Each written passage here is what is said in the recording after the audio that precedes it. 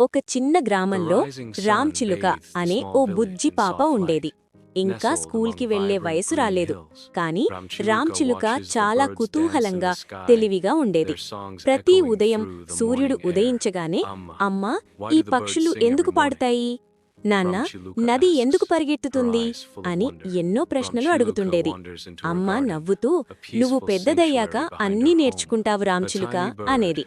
ఒకరోజు రామ్చిలుక ఇంటి వెనక ఉన్న తోటలోకి వెళ్ళింది. అక్కడ ఒక చిన్న చిలుక రెక్కకు గాయమై పడిపోయుంది. రామ్చిలుక దానికి నీళ్లు పెట్టి ఆకులు వేసి చూసుకుంది. నువ్వు భయపడకు, నేనున్నాను అని మృదువుగా చెప్పింది. ఆ చిలుక కొద్ది రోజుల్లో బాగుపడి ఎగిరిపోయింది. అప్పట్నుంచి తోటలో పక్షులు, సీతాకోకచిలుకలు రామ్చిలుక చుట్టూ తిరగసాగాయి.